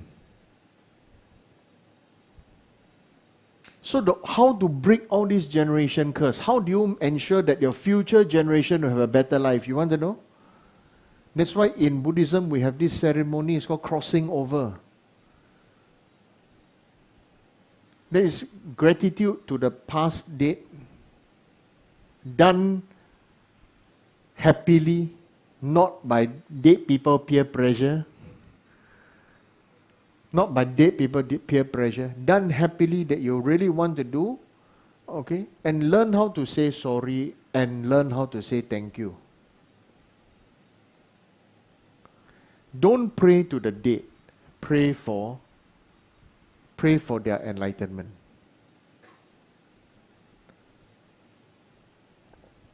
Alright? We practice to have the light so that we can dedicate the light to them. This is the real meaning of this crossing over ceremonial prayers. Understand? Yeah. To break the generation curse, whatever until me, this is where all the past beliefs stop. Because these past beliefs don't serve the future. They don't. Isn't it? Many of us are continuing in the name of culture, in the name of tradition. Does it serve any good? Ask ourselves this question. Does it serve any good? If it doesn't serve any good, even if it's the best of intention, even if it's our ancestral command by our forefathers and everything, to do this. For example, hating another race, hating another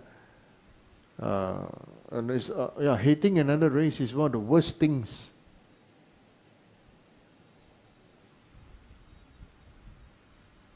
Right? I'm sure your forefathers and families and everything, they will have all these ideas about each and other dialect groups and each and other's races. This is the worst thing that can happen. This is the most important generation curse we must break. If we don't learn to live and trust and hold one another, we will always think other people are wrong. So what if the different race? So what? We all have the same hope for a better life. And we don't want to live our life trying to fulfill our ancestors' expectations. That is the meaning of hope. The difference between a hope and an expectation. Many people ask me, what is the meaning of hope? What is the meaning of expectation? Now I explain like that, I hope you will know once and for all. I'm sure we all know, right? Whenever some festival coming, is always our relative expectation, how things must and should and must be, right? It comes to all races.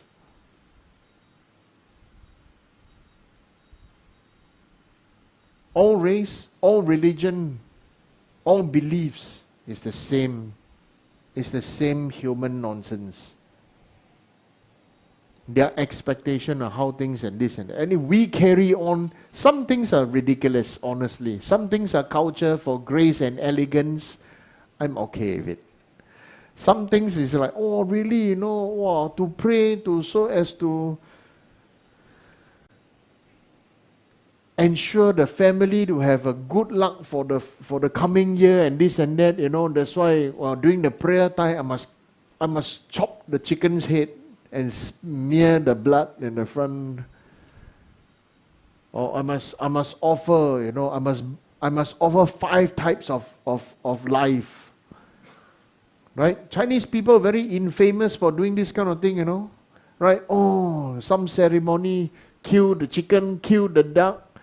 The one that can fly, the one that can swim, the one that can walk the land, and those in between, right? All kinds of reasons that we come out so that to pray, so that we can appease the God. We have to appease a God, If we don't appease a God, that means our life is shit. Then where is karma? Then how about those people who don't even do anything and don't appease the God, don't even make a single offering, their life good, what? Then why do I have to do all these kind of things? So all these are what I want to call, what I say called dead people peer pressure. Right? Kill 3 types of life, kill 5 types of lives to pray, so to get power, to get everything. Oh, this is... What are the things to stop? These are the things to stop. Right? Women are lower than men. Stop it. Women are stronger than men. There's no woman, where to find men and women? Where are they going to get babies? Right? The men, however strong, they say they are what they call? Weak in front of their woman. Because of their lust, because of their needs. So like that, all of us, all human beings really need to have equanimity, right? So what's equanimity? I explained before, real respect for one another. Then it becomes equanimity. Alright? So you see, these are the importance of rituals that are explained tonight. We all have our own rituals. Right?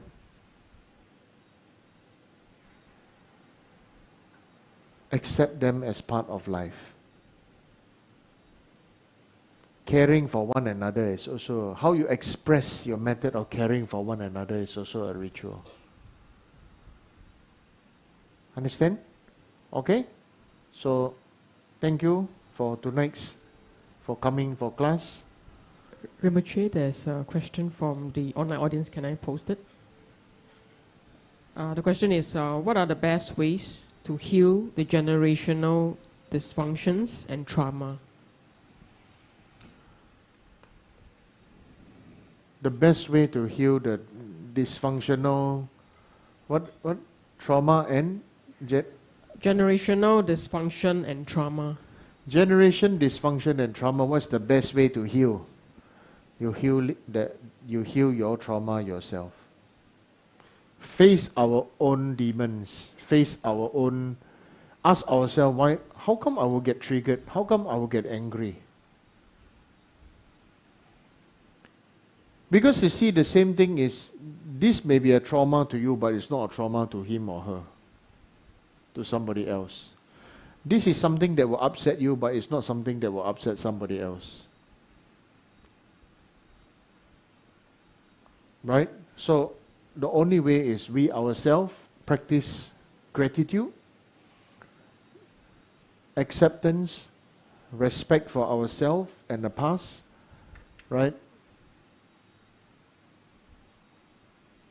Make the conscious decision of how we want to steer towards the future, and accept our decisions. Don't say we make a decision, then after that the decision come out bad, they say, oh, because he say one, because she say one, because this everybody else say, but it's not my own choice. It's okay to admit mistake. Make mistake wrong. You understand? You make mistake wrong. Who don't make mistake? Who is perfect? Right? The whole idea about wanting to be perfect, if not, other people will not respect you, or other people will spit on you, or bring shame and embarrassment. This is also the old time generation curse, you know. Right? So, that's all I want to say about that. We ourselves need to heal, and then when we ourselves become less uptight and more relaxed, less judgment and more ease, less hate and more love within ourselves, things will evolve. Sometimes, like, people get very angry at me for not telling them the whole story, but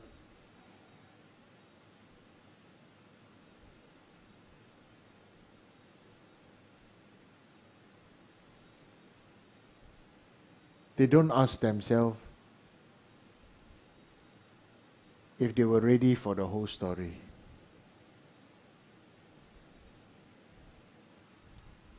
Right? So that's why some things need to slowly let it unfold, let it grow, let it evolve, and let ourselves unfold, and let ourselves grow also. one shot, everything come, also you cannot take it. For example, if I tell you, say, you have less than 10 days to live. In 10 days time, I'll see you in the coffin. I'll tell you, freak the living shit out of you, man. Right? Correct. If I tell you, say, next year I won't see you again. No? I tell you, next year I won't see you again. It's either I'm going to die or you're going to die. Right? Well, it happened in Koratengi. Yeah.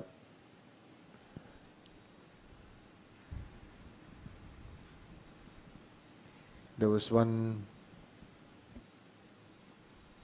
There was a lady who was a volunteer and everything, very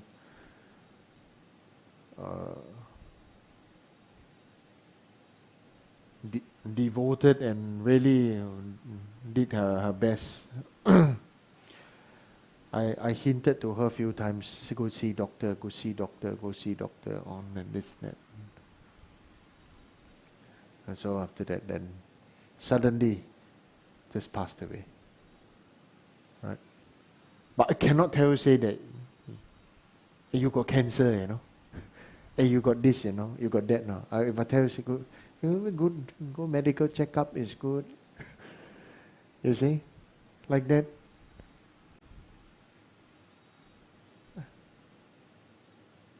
So we all need awareness. We all need. You also need, I also need. Okay? Any other question? Yes, Rinpoche, there's another question. How do you resolve your own self-hatred?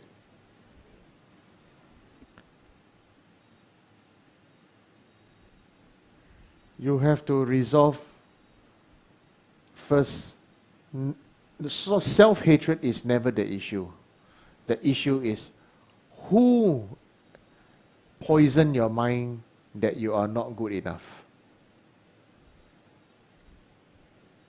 Who is the person that poisoned your mind? No, it's not. You have to go and deal with that. Self-hatred is always only just the, how do you call?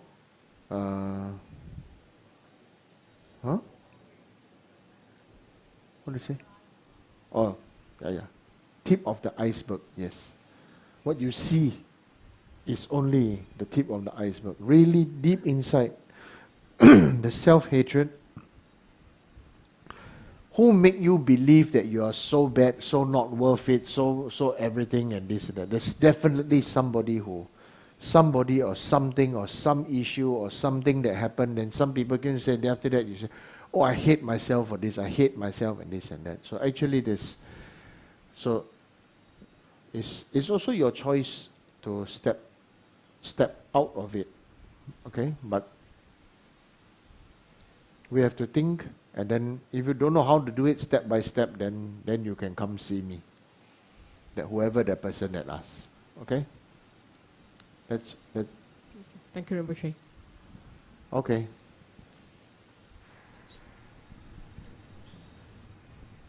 Okay, let's offer Mandala for the teachings. This crown anointed with perfume, strewn with flowers, adorned with Mount Meru, 4 continents, sun and moon, I offer in visualizations as fellow Buddhas. May all sentient beings thus enjoy this pure land. May my venerable Guru's life be firm, his white divine action spread in the 10 directions, and the torch of Losang's teachings dispelling, as we world's beings' darkness always remain. Omidam Guru Ratna Mandala Kamniya Nayami. Okay. Let's do a long life prayer. Om Savasti, let the countless light rays that radiate from the moving mountain, exquisite Amitayus, Lord of everlasting life, who captivates and one does not tire of seeing, whose essence of infinite life, the nectar of immortality, please instantly grant our Guru the city of stable and everlasting life. You are intelligent and skillful in upholding the traditions of Buddha, spreading the holy Dharma through explanations and practices, in order to lead disciples onto the path to liberation. You are the one who is an unequaled guide. Please live a long and stable life. I request respectfully my precious Holy Guru to enjoy excellent health. I request respectfully my precious Holy Guru to live a long life. I request respectfully, my precious and holy Guru, that your Dharma activities spread and flourish far and wide. I request respectfully, my precious and holy Guru, to bless me to be never separated from you. In all my future rebirths, may I never be separated from my perfect Guru, may I enjoy the magnificent Dharma, and by completing the qualities of the sages and path, may I quickly attain the state of Vajradhara. Okay, let's do a dedication. Do this, may I soon attain the enlightened State of Guru Buddha, that I may be able to liberate all sentient beings from their sufferings. May the precious Bodhi mind not yet born arise and grow. May that bond have no decline but increase forevermore. 每则为的坚决累积，对每天陪王不将陪呀，感情天陪中天中卡巴。路上抓皮上拉索瓦的，每则为他全热情，对每天陪王不将陪呀，感情天陪中卡巴。路上抓皮上拉索瓦的，每则为他坚决热情，对每天陪王不将陪呀，感情天陪中卡巴。路上抓皮上拉索瓦的。Thank you, Anila, for leading us in the prayers after teaching, and thank you, Rinpoche, for the precious teaching today. So please offer 3 prostrations to the Triple Gem to thank also Rinpoche for the precious teaching tonight.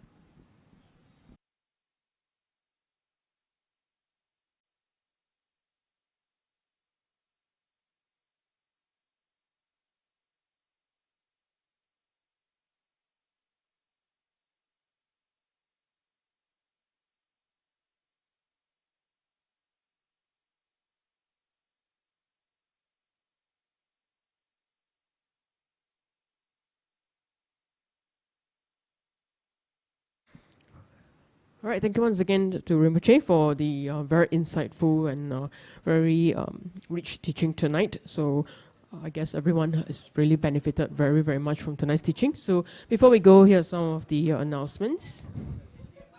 So the Qingming Festival will be commencing tomorrow. We'll be having the first session of the recitation of the Samadhi Water Repentance tomorrow at 8 p.m. So we welcome everyone to join us in the main hall.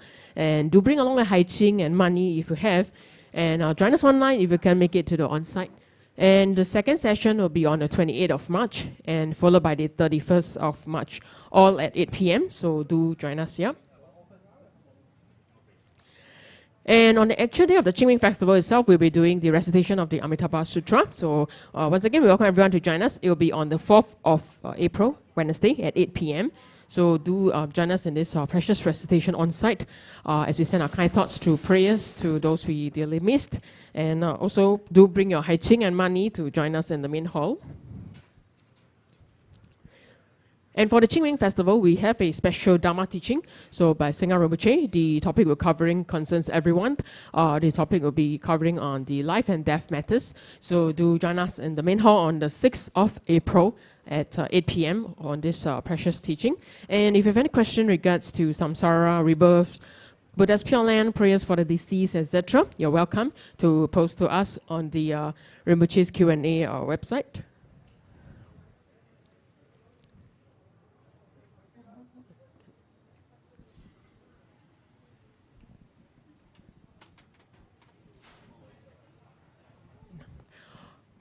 All right. Okay. And then just to announce also that on the actual day, it's on the Qingming Festival, we'll also be having the bountiful offerings. So we have many other offerings for the Qingming Festival. So do find out more from the Teaching Choling website.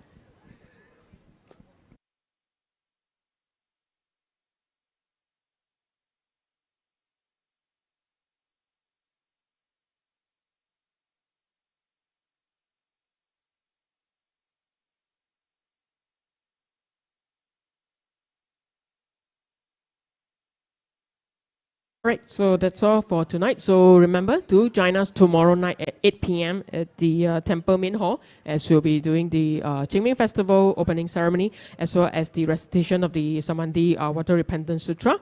So see you tomorrow 8 p.m. at the Main Hall. Thank you and good night.